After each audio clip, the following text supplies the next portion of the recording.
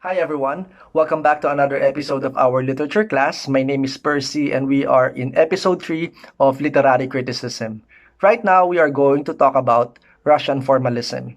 In episode 2 we talked about formalism or new criticism, and today we are going to take a look at how it's similar as well as how it's different from Russian formalism.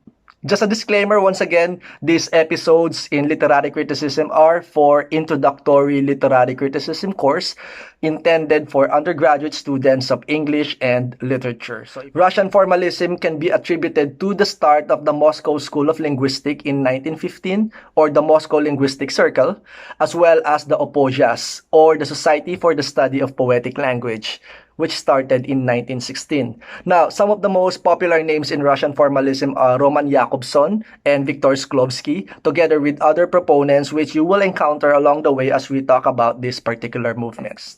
Again, just a recap, we said that in formalism, we are against intentional fallacy or the intention of the author towards that particular text, what the author meant when he or she wrote that specific literary text. So we're not looking at the author's background, as well as the historical context.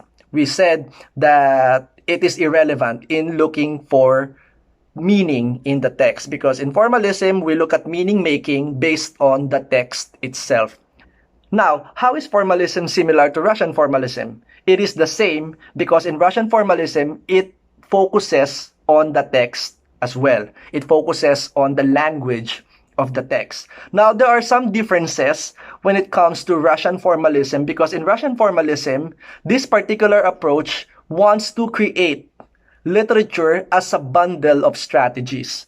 And when we say bundle of strategies, it means that in reading literature, you are not after just the words, but you are after the scientific side of literature. So when we talk about scientific approach to literary interpretation, Russian formalists would like to focus on the text and how bundles of strategies, how the literariness or creating certain devices in the text matter more than just the overall meaning of the text.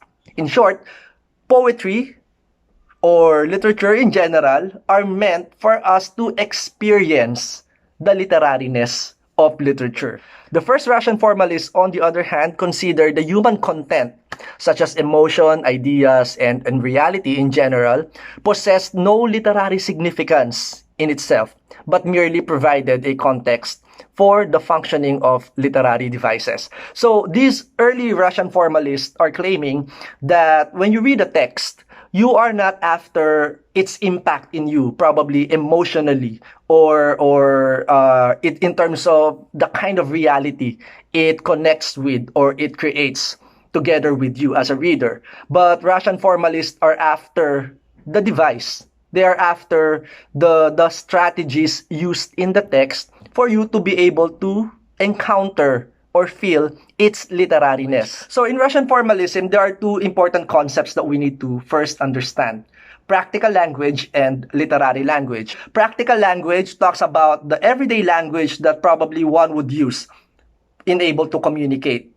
And in a way, when you talk about Aristotle's Poetics, or let's say mimesis, as well as William Wordsworth's idea of using ordinary language spoken to ordinary people through literature, we know that these are practical language in a way. But to the Russian formalist, literary language is way different from practical language. Literary language is a specific language that you use in literature, which is not used in everyday encounters. According to Roman, the subject of literary scholarship is not literature in its totality, but literariness, that which makes of a given work of art or a given work of literature. It means that to study literature is to focus on the poetics, which is an analysis of the work's constituent parts, its linguistic and structural features, or its form.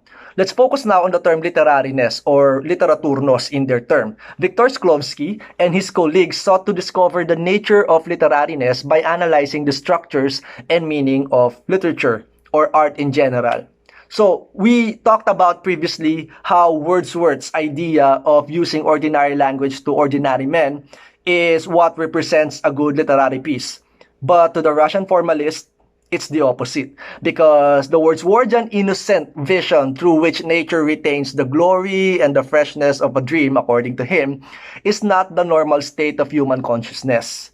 It is the special task of art to give us back the awareness of things which have become habitualized through our everyday awareness. According to Viktor Shklovsky, the function of art or the function of literature is to roughen our senses once again, to make it rough, to roughen our perception, to impede the viewers or readers' processing of the text, and to cause them to focus more sharply on the work in order to perceive clearly the devices and strategies it employ.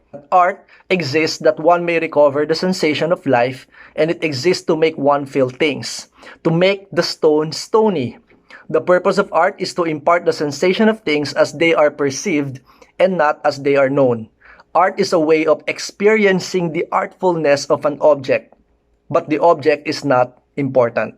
It means that we are after experiencing the object, and the experience of the artfulness of the object, the text, as we refer in literature, is what is important. Not the text, but the artfulness of the text. It's like the stone, as he quoted. We are after the stoniness of the stone. We're not after the stone as an object, but we're after the feeling of how stony it is. We are after us encountering its rough edges. Because when you encounter the rough edges of a stone, or you see the texture, or you feel the texture of the stone, that's when you make sense of the stone. Again, the focus is not the stone, but its texture, its roughness, its feeling of sensation in your hands. Similarly, the text or literature is the same. It's not after just the text, but Russian formalism is after the roughness of the text. The sensation that it creates through its devices, through its strategies, through its artfulness, or through its literariness or literaturnos. Now, there are key concepts that we need to understand as we go through Russian formalism. The first one is defamiliarization. Defamiliarization means making strange. It causes the audience or the readers to confront the object on a different level. It means that it elevates and transforms the text from something ordinary or practical into something that is considered art. So in defamiliarization, you are making strange the familiar. You are, for example, diverting the attention of a person or the reader to something that is familiar to cover or defamiliarize what is already familiar. For example, you're watching a film and there are lovers, and the lovers are being intimate with each other. And instead of the camera focusing on the intimate act, it pans towards maybe the beach, or maybe the leaves of the tree, or maybe the full moon, something like that. That is a form of defamiliarization. It means that you are focusing on something that is familiar, but it defamiliarizes. It's making it strange once again for us. The next concept is retardation of the narrative. The retardation of the narrative makes the text difficult for us to read because it becomes increasingly challenging or difficult because of its length or the perception that we have towards the text. For example, you're reading a novel and you encounter things in the novel that are, let's say, unusual. A good example of that would be Tristram Shandy by Lawrence Stern. And if you look at that particular novel, you will encounter pages that are unusual. There are asterisks, there are scribblings on the text, which probably are related to the story, or maybe not, we don't know. Maybe we know, but it becomes defamiliarized. And because of these challenging encounters in the text, it retarded the narrative. It makes you stay longer in the text. It makes you read the text slower. And the more you are stranded in the text, the more you are feeling its literariness. The more you are struggling with the text. And that struggle is a good struggle because all the more you are activating your senses. So every time you are reading a short story or a novel or maybe a piece of poetry that you do not understand immediately, and you encounter several words, devices, something that are not familiar with you, with your senses, I mean with your usual encounters, then that's a good way of encountering the literariness of the text. Again, the more you stay longer in the text, the more you are feeling its literariness. That is the goal of Russian formalism. You are being stranded in the retardation of the narrative. Another term is to lay bare or laying bare of devices. Laying bare the devices emphasizes the presentation process of literary device of the text. So it means that it exposes the different devices in the text. Because the goal of Russian formalism is to make it scientific, to produce literary language instead of practical language. So the goal is for us to be able to decipher the different devices, for us to be able to decipher the strategies used in the text, to lay it bare, to expose it, to reveal it, to elicit it. Okay, so that's laying bare the devices. So there are other terms particular in Russian formalism such as the sujet or the plot.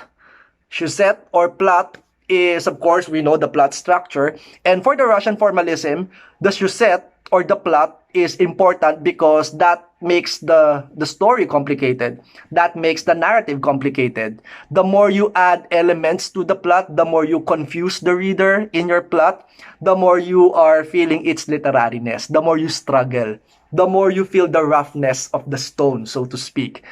That is Russian formalism. So, sujet or plot of the narrative, and fabula. Fabula or the story is the chronological order of the events contained in the story. So again, the fabula is presented in a sujet or the story presented in a plot. Okay, so don't forget these terminologies. They were first used in the sense by Vladimir Prop and Viktor Shklovsky.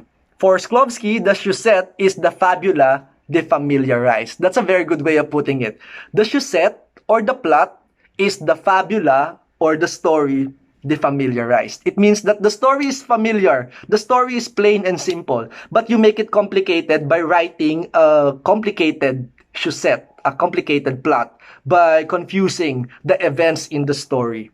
And the more you do it, the more you are retarding the narrative, the more you are defamiliarizing what is familiar already. Lastly, according to Shklovsky again, we can never retain the freshness of our perceptions of object. It is the task of literature or art to give us back the awareness of things which have become habitualized.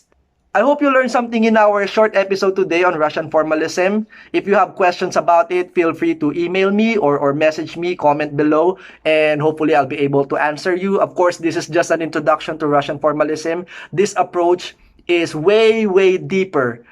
More than what I said here, there are so many other things, complicated things that the Russian formalists said, which probably we would reserve on a much more deeper discussion. But for now, I hope that the introduction to Russian formalism helped us understand or make sense of Russian formalism. Once again, this is Percy Paras, and thank you for staying with me. Happy reading.